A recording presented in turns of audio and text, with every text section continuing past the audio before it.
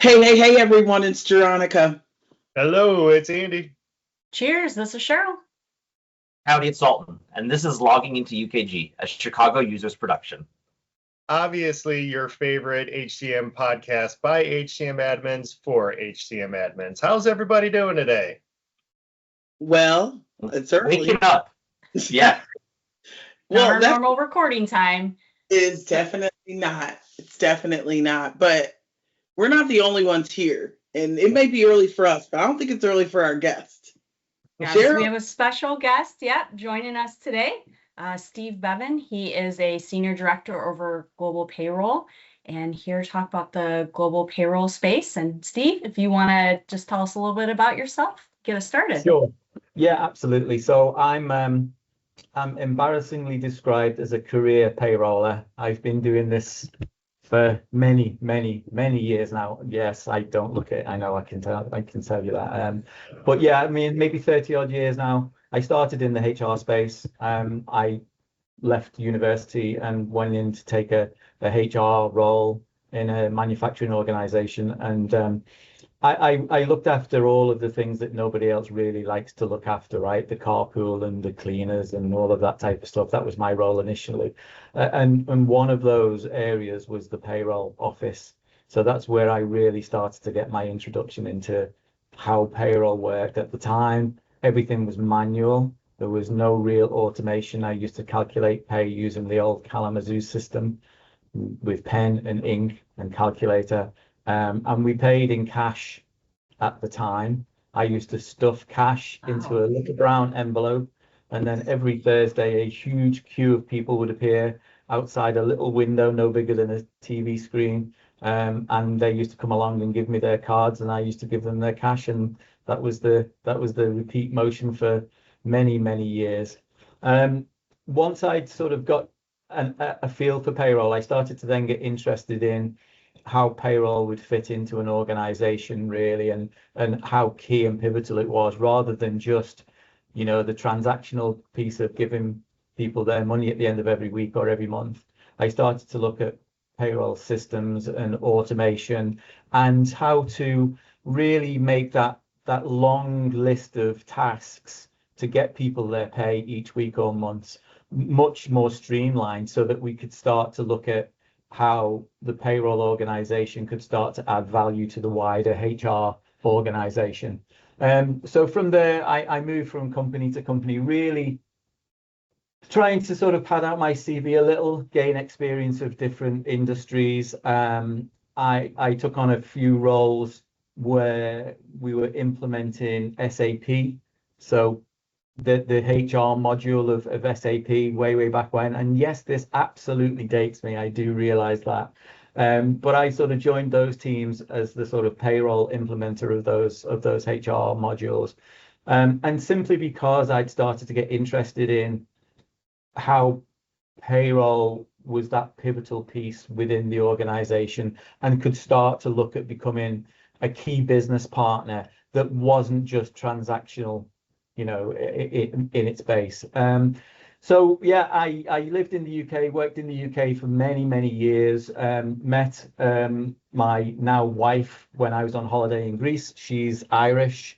And when we sort of decided that we were going to settle down and look at the prospect of children, we decided that was going to happen in Ireland more than the UK, simply because I guess I am the oldest in my family, and my siblings had all had children, and their children were sort of getting a little bit older. So, bringing a baby into an environment where there's already teenagers, probably not the best support. And also, I'd been to Ireland many times, and I enjoy music and enjoy the occasional pints of Guinness, and so it kind of suited my outlook at the time as well. So we moved to Ireland, and then I sort of got a few roles here. So rather than sort of UK blue chip companies, there was a lot of investment at the time in Cork, especially in finance shared services for large US multinationals. And so I found a niche there really in applying that system implementation knowledge alongside the business partnering element of shared services and finance shared services. So I set up a few payroll shared service centers in a few large US multinationals. And that's, I guess, really what has got me to here. I've been in Ireland for 20 years now. I've sort of gone from going into organizations that already had a payroll set up and then wanted centralizing to coming into this organization where I am currently, which was essentially a startup. Not quite. It was a divestiture and the merging of two other companies, but we started from scratch. We had no real payroll org set up. We had a few systems, a few things that were handed to us as part of the divestiture, but this was an opportunity to really take all of those years of pain, torture, knowledge, and business partnering and start to set something up that had my stamp all over it from the beginning, really.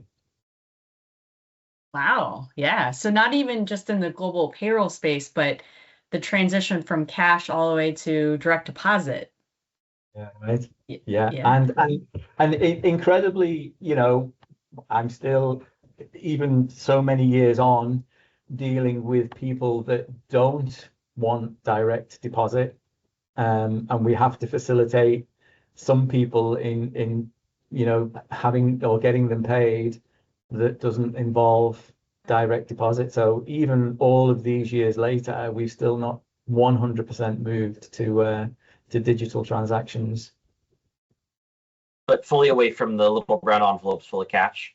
Absolutely. And I genuinely miss it every day because, I learned some of the rudest stories and the funniest jokes that I've ever heard anywhere from that little window on a Thursday afternoon. Well, and I'm sure that made you everybody's favorite person. It's like, One this is day the a week. man who gives us the envelope For of sure. cash. One day a week. One day a week. Yeah, just one day a week, right? And it's the same old trope, right? Isn't it? No matter what organization you work in, somebody at some point will say, payroll, they only work one day a month. Great. Thanks. Yeah. That's you think it took one day to stuff all these envelopes? Is that what you think? Count it all out and calculate on my abacus? Are you serious?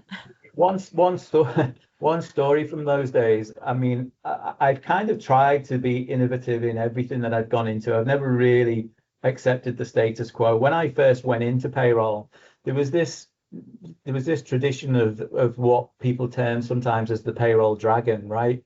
So it would be this elderly person, male or female, that would just sit in the corner of an office, would be eternally grumpy, that had lots and lots of files around them, that barely spoke to anybody, barely smiled, right? And so I came into this sort of field as this young, enthusiastic, straight out of college person who wanted to change the world. And the first real issue or real problem that I had was with those brown envelopes, because I didn't want to have to sit there when I stuffed these brown envelopes and have to wet them in some way to seal the envelopes. So I wanted to move to these self-seal envelopes that you just literally fold over and glue. And it took me so long to get approval to change from one envelope type to another. And that was my real introduction to, hey, get ready for the corporate world, sunshine, because it's not always going to be easy.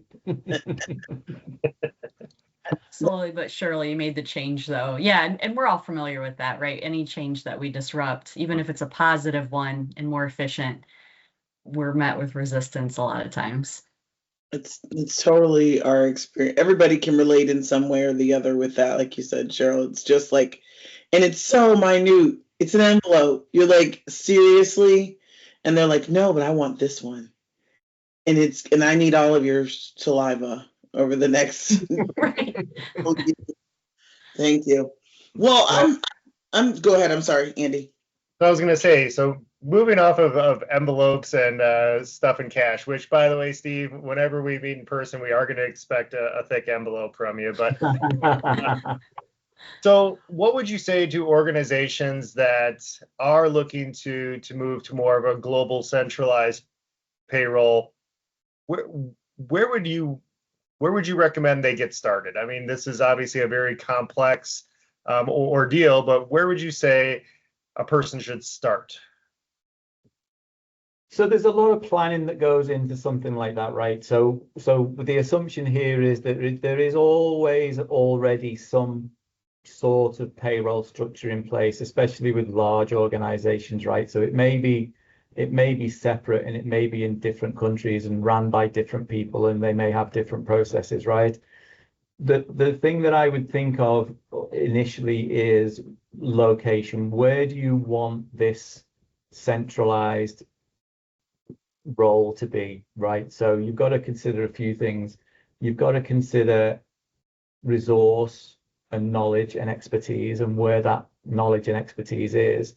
If you want a centralized payroll function, you're going to have to pick somewhere that has a lot of access to that relevant experience, right? And possibly languages as well. You know, some countries, for example, I'll give an example of Japan, right? It's extremely difficult to run a payroll without having somebody that has that knowledge of the language, right? It's really difficult. So, you know, that's a consideration. The other thing to think about there when talking about the expertise and the skills is try not to restrict yourselves too much to having everybody together, right? So in the early organizations, I kind of fell into the trap a little bit of if I can't see it and feel it and hear it, I don't really trust it, right? I'm a bit of a control freak and I like to be able to see, touch, feel, smell, hear everything. In today's modern world, and certainly post-COVID, that's not necessary anymore.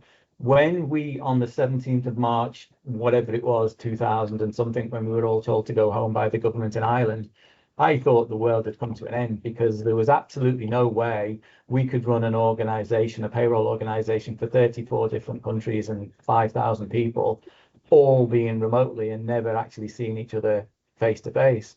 But very, very quickly that it became clear and apparent that that wasn't true. And you could do it. You just had to change some of those physical, visible controls to controls that still, you know, met the requirements, but didn't need you to be present and in place. And because of that, it's not always necessary to have the payroll expertise right there in front of you. So currently, you know, my payroll expert for Japan is in Japan. You know, my India team are in India. So it's brought the world a lot closer together, but it's also made business practices a lot more practical. So I would consider location.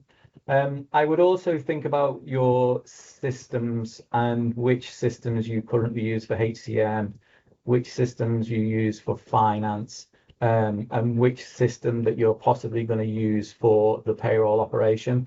The fewer functions, the fewer systems, the better. There's always been this talk in the payroll world over the years of this, you know, this golden goose, right? This provider, this organization that can do everything. It can pay all of the countries in all of the ways, and you can just use one vendor. That's the ideal. One vendor globally is the best way to go. If you have multiple vendors, the problems you have with one vendor, and you will always have them, you are multiplying by the number of vendors you have because those problems will repeat against all of the vendors. So the fewer you have, the much better it is for you to be able to control the controllables, right? It's the old adage, it's the one throat to choke. If something goes wrong, you want one person, one organization that can fix it and very quickly, rather than having to go around and speak to multiple people. So you tapped on it, and then I have a follow-up question that segues off something you said. So you've been supporting 34 countries, I think you said. Mm-hmm. So throughout your career, you've had an opportunity to really kind of learn the laws and the rules and work with various vendors and things of that nature. Yeah, absolutely. And currently, I also for the last 10 years have been responsible for or managed the US payroll as well, right? Which is unusual, I guess, or it certainly was 10, 15 years ago in EMEA to have responsibility for US payroll and benefits as well, but it's become more common now. So yes, lots of experience. The lesson learned there for anybody is, and you kind of touched on it a little bit there in your question, you cannot possibly know all the rules for all the countries. But what you have to know is somebody who knows all of the rules in all of those countries, right? It's about managing the team rather than playing all of the roles in the team. And that's key, right? It's really about managing your resources, having the experts in the right place. Mm-hmm. So my follow-up question is when you talked about COVID. So I've had the pleasure, I think all of us at some point have either worked in a payroll role or done some payrolls or done something payroll.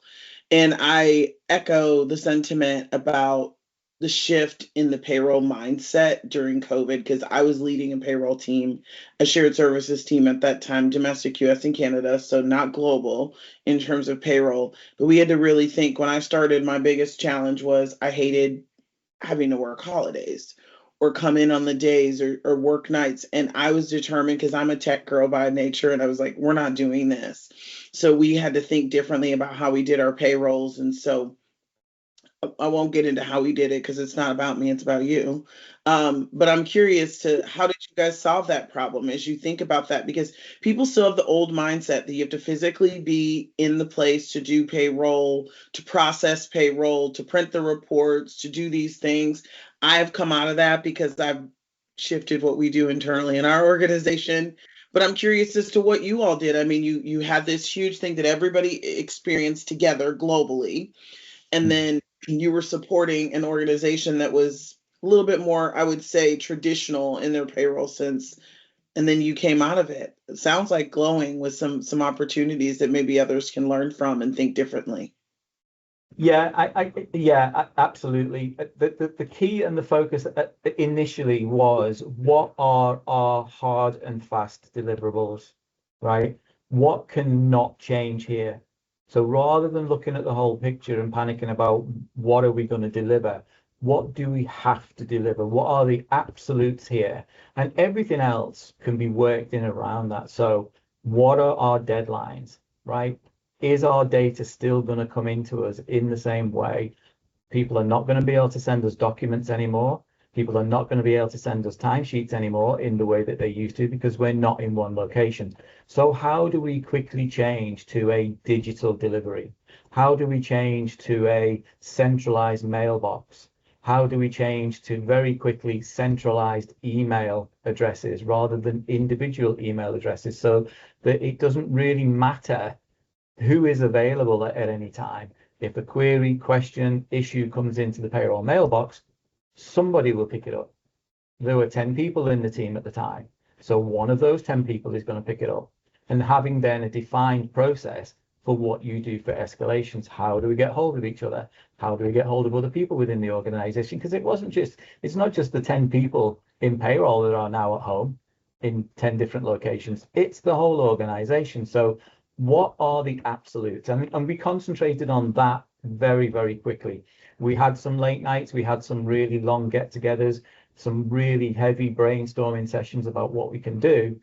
But the hard and fast things were, how do we get data to us now? How do we meet our deadlines? What are our cutoffs? Do our cutoffs change now? Do we have to work with our vendors now in a slightly different way? Because they're all not in their offices. So they were the things that we looked at initially. And through that, and because of that, and taking that approach straight away, we found that maybe 90% of the issues that we anticipated disappeared overnight because we actually took time to account for the things that we thought might go wrong right away. And they just didn't go wrong after that. So that then left time and space for us to go, actually, we can now have a virtual team meeting where we all sit and have a cup of coffee and talk about how the week's gone, where we thought we'd actually be working till 4 o'clock in the morning and not get any sleep for months on end. So it very, very quickly went from that unknown to very quickly going back to this is going to work. This is very different, but it's actually, some of my team have said and still say it works better now than it did then. That's awesome. Yeah. That was going to be my follow-up. Please tell me you kept some of those Right. protocols in place and you're still doing that. I love that you said that. You know, these folks have heard it, and I'm just going to go and say it because I don't think people think this through.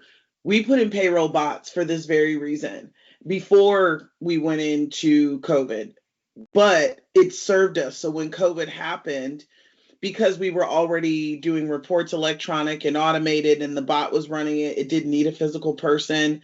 And then we really transitioned people off paper checks where we could. Like we did as much as we could do, but the businesses internally that have it, their payroll teams are much more mentally healthy because they're not working every holiday.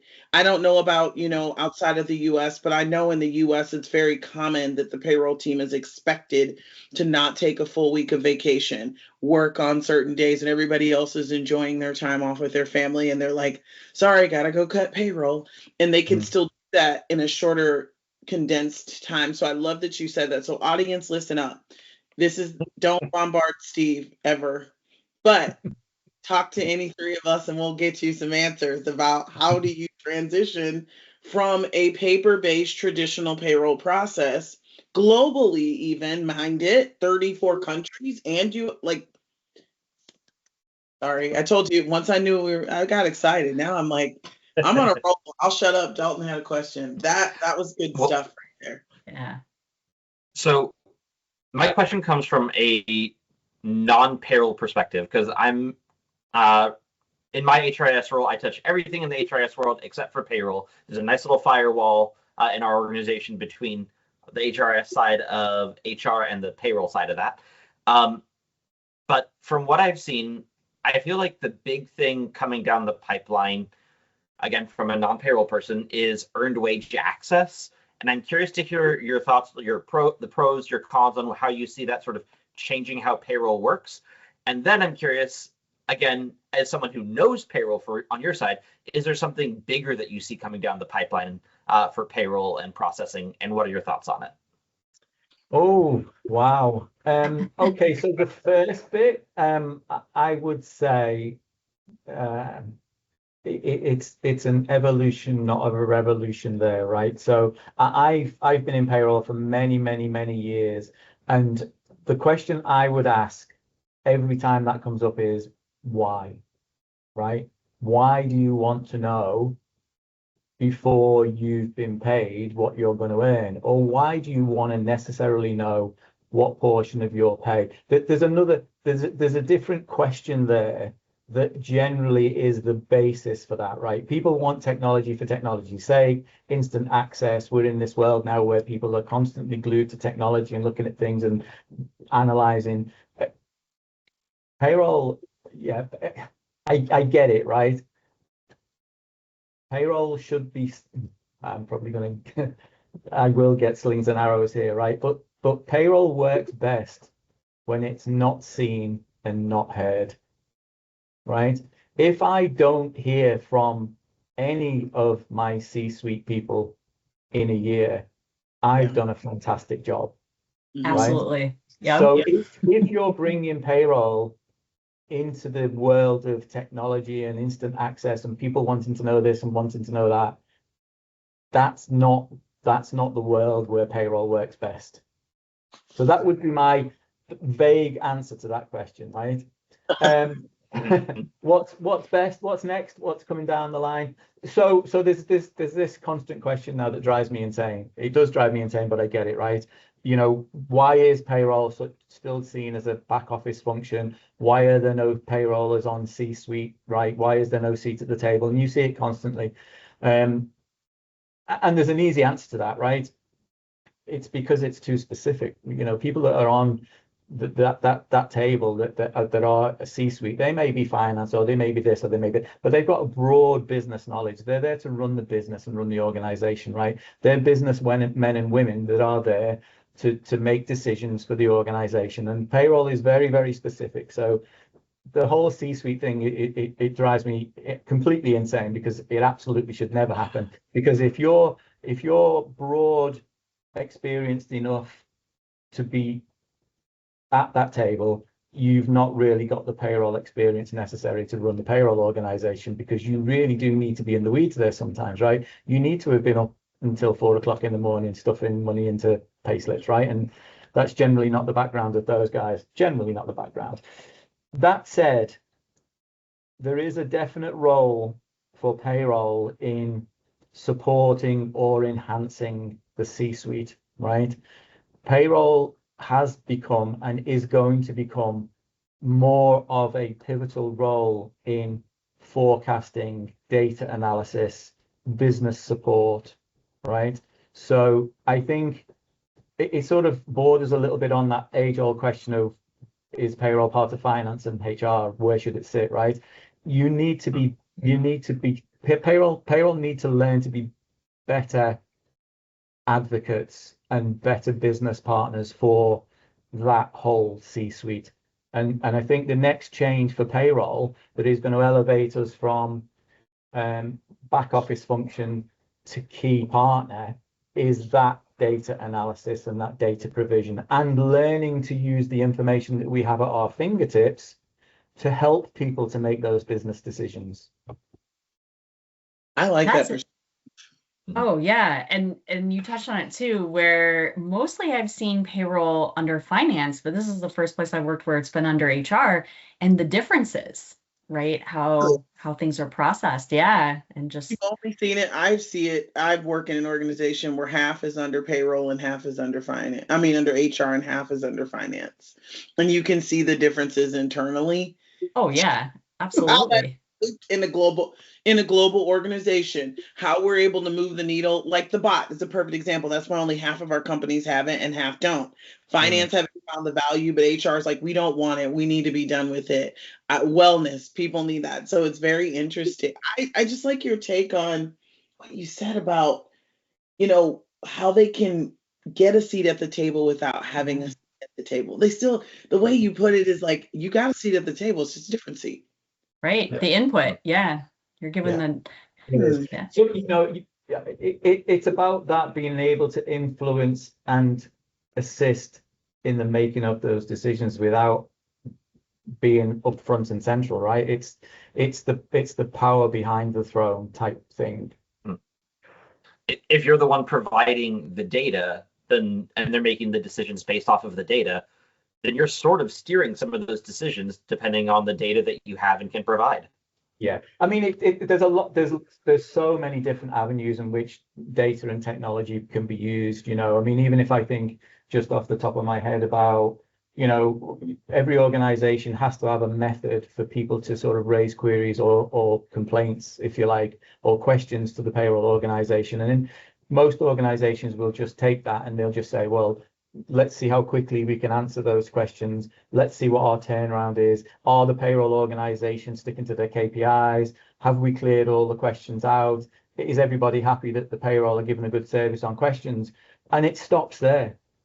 However, if you've got the ability to capture what type of query it is, what that answer is, the time of the year that those questions are being raised, you can then analyze that data to look at next year, can the organization maybe send something out in April, May, or June that is going to answer questions that generally peaked in August, September? You can get ahead of it. You can use that data. You can analyze the work that you've done to start adding value, to start getting ahead of these things.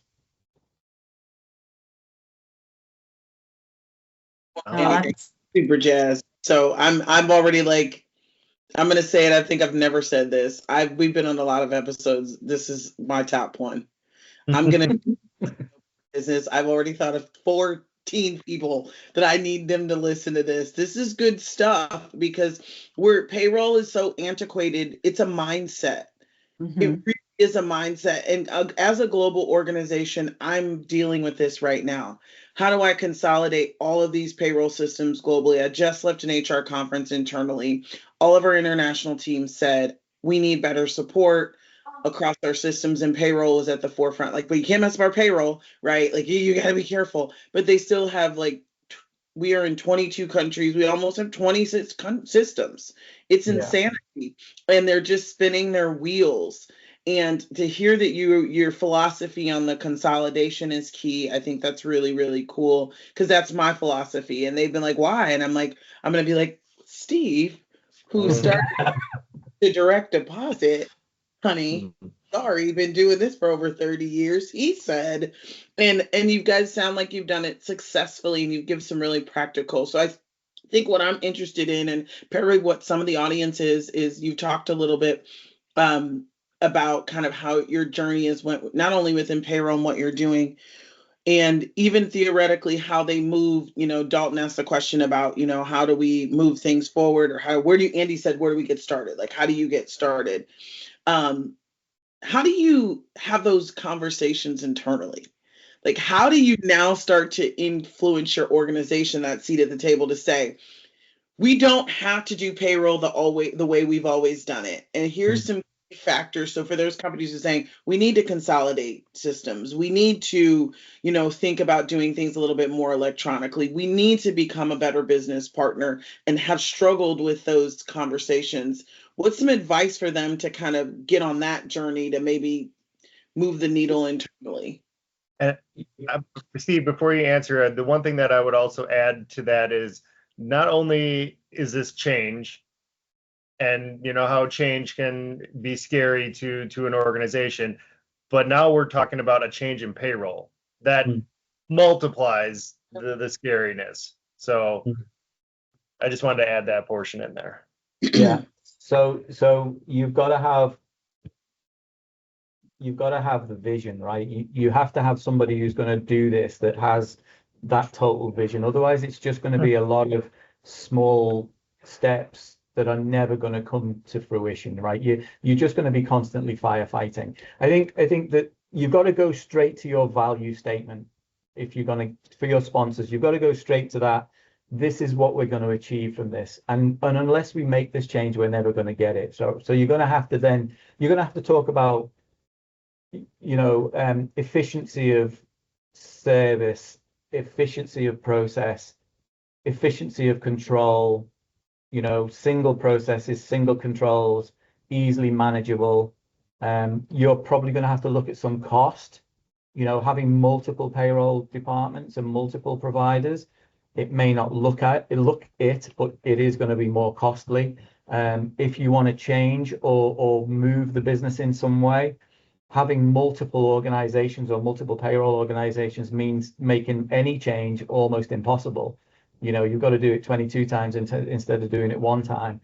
There's value there. You've got to get to the stage, I think, where someone is able to demonstrate or explain to them at the moment, and this is a very, very simple example, so apologies for using this, but if I was running an organization in 20 countries and I had 20 different payroll providers, 20 different types of report in 20 different formats, because that can often happen too, and someone was to come to me and say, Steve, I need you to tell me over the last 4 years in Asia Pacific how much we've paid out in bonuses and commissions, I probably would find a window and throw myself out of it, right? Because with so many different reports, even some simple request like that is going to take ages and ages, hours and hours of labor to do that. And also the accuracy isn't going to be fantastic. Whereas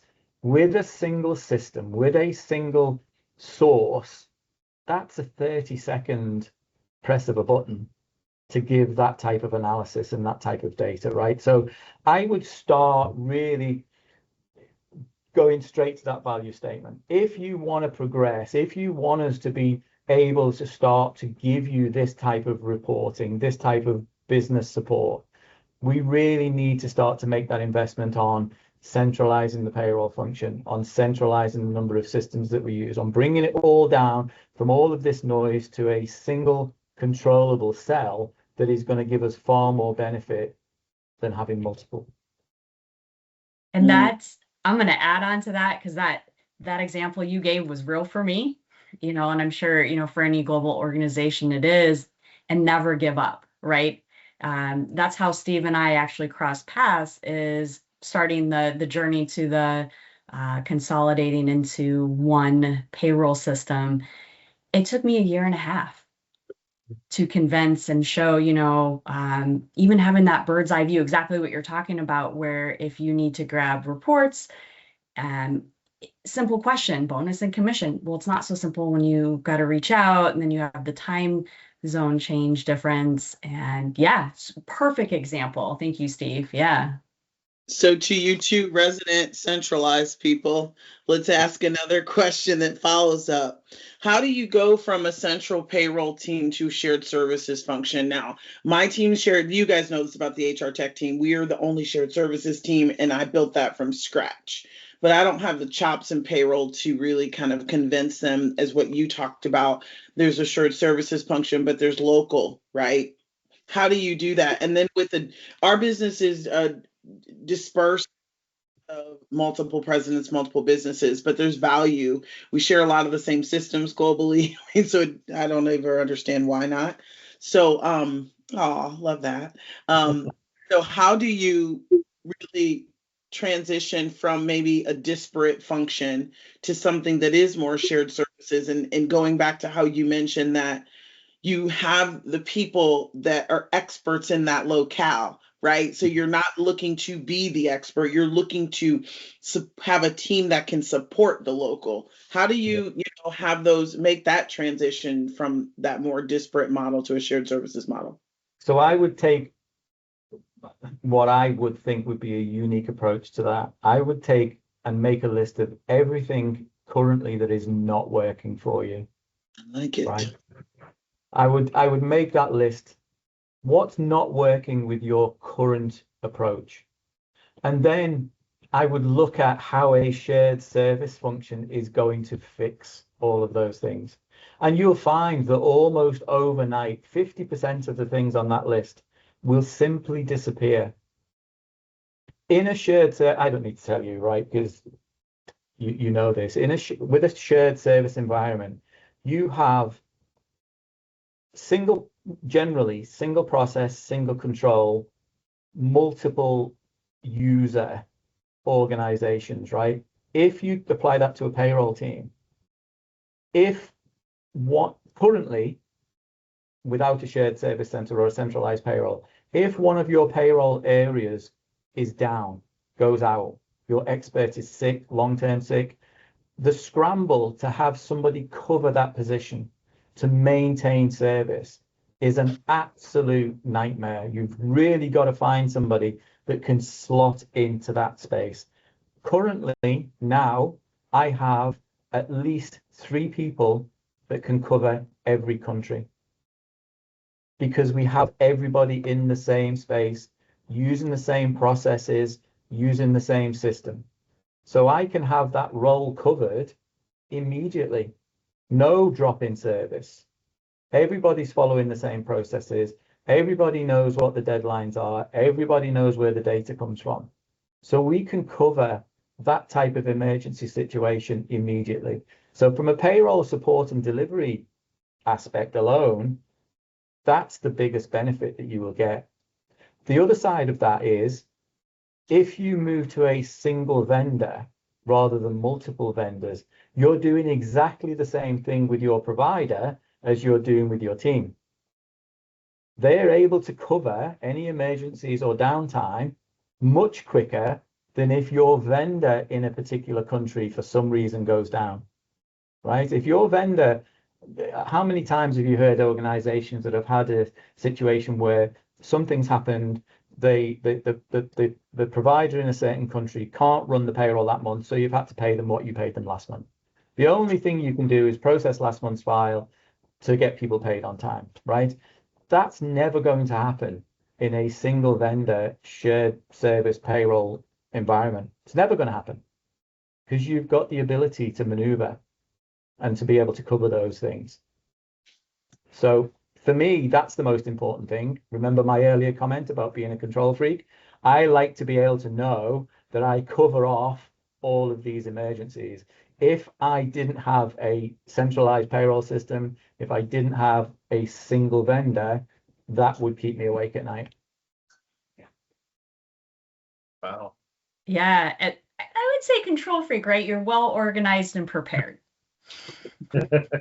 She aligns with your perspective and doesn't want to call herself a control freak. I'm just kidding. No, that's true. That's true. So we're gonna just shift the wording a little bit there.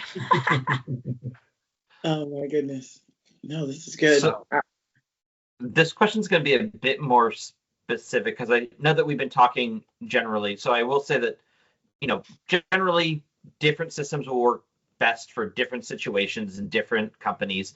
Do you have one that you, that centralized system that you really enjoy working with, where for some reason just the way that system works really scratches the itch on how your brain works and likes to see it? Yeah, I mean, it depends, right? If you're talking about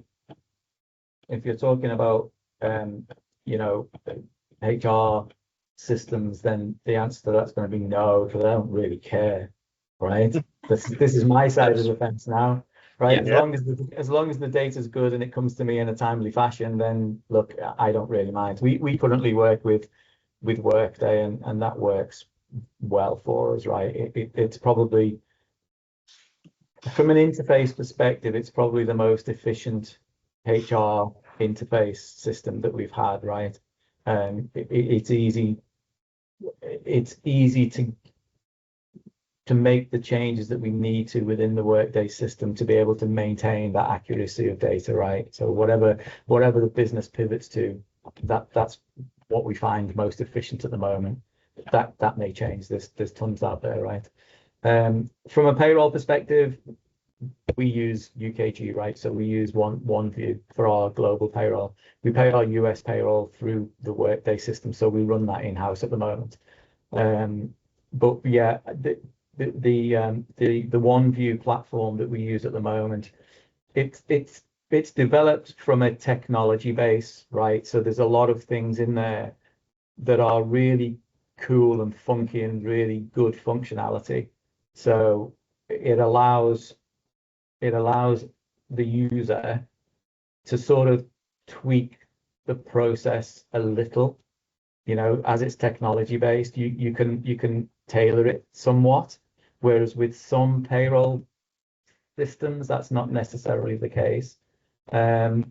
And also, because it's fairly new, it's still developing, so they're still coming up with implementation ideas that will improve the way in which we run our payroll organization. So recently, because I'm huge on the sort of reporting side now, they've sort of introduced or added a self-use payroll report writer, right? So with most payroll vendors, you get a standard suite of reports and you really can't do anything with them other than dump them into an Excel spreadsheet and then manipulate them from there, which leaves things open to error and there's no consistency. But with the OneView system now, it sounds like a sales pitch for UKG, and it's not, honestly. But there's a report writer now that I can use to design my own reports. So it'll use the same data source, but I can actually write reports in the way that I want them. And I can also share them with my colleagues. So I can write a report, share them with my colleagues, and then they can use them or run them whenever they want. So again, very simplistic answer, but we used to be, one of the main things that had come into payroll every single month was a recurring request, either from the finance team or the HR team. Can you tell me this? Can you report on this? Can you give me a report that tells me this?